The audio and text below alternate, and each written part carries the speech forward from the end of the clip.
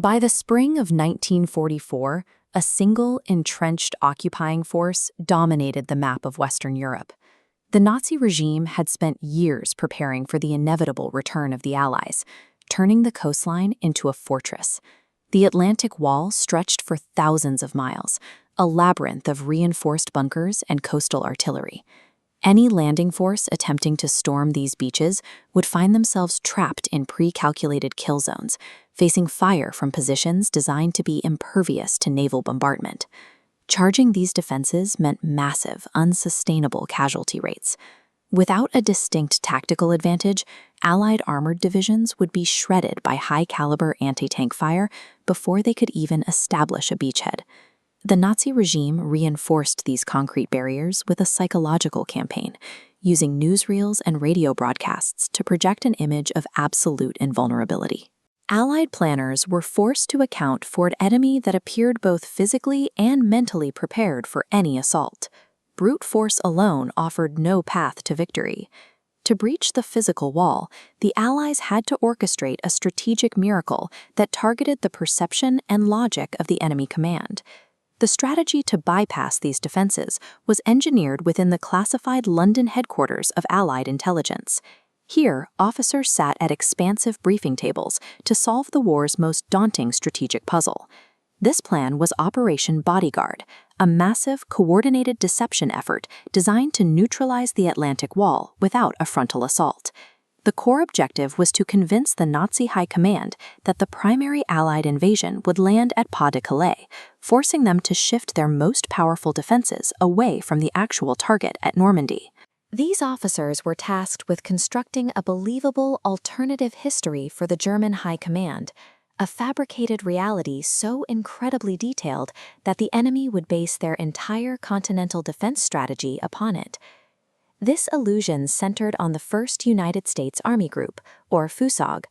On paper, it was a massive military force, poised to strike across the English Channel. However, FUSOG was a ghost. The challenge was ensuring that German aerial reconnaissance would photograph a massive, heavily armed force that didn't actually exist on the ground.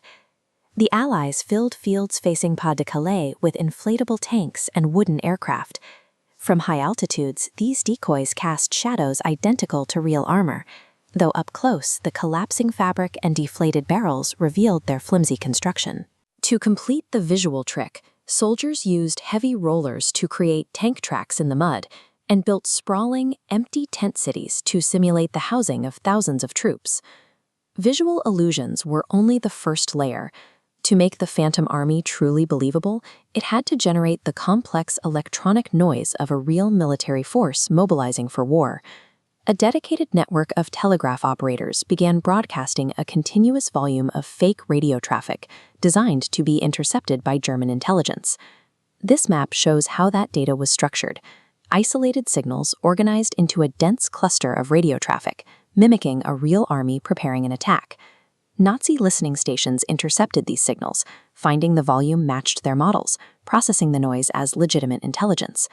The Allies then used the double-cross system, a network of turned German spies, to feed their handlers false reports that corroborated every detail of the fake radio traffic. By layering physical illusions with these corroborating data streams, the Allies successfully hacked the Nazi intelligence apparatus, feeding them a perfectly constructed lie. On June 6, 1944, the abstract deception met the brutal physical reality of war. Allied forces initiated the invasion, landing on the beaches of Normandy. Operation Bodyguard immediately achieved its purpose. Even as the landings began, the German High Command remained convinced that the Normandy assault was merely a diversion. Consequently, elite panzer divisions were ordered to hold their positions, waiting for the real attack at Pas de Calais, an attack that would never come.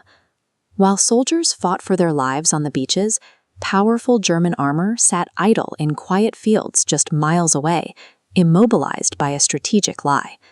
The invisible, fake army successfully paralyzed the real enemy, preventing a counterattack and allowing the Allies to secure their foothold in Europe.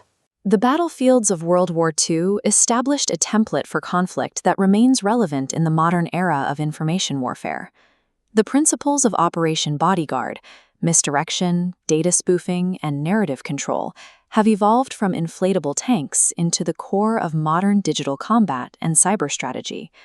Operation Bodyguard proved that the most effective strategic maneuvers can be built entirely from the architecture of a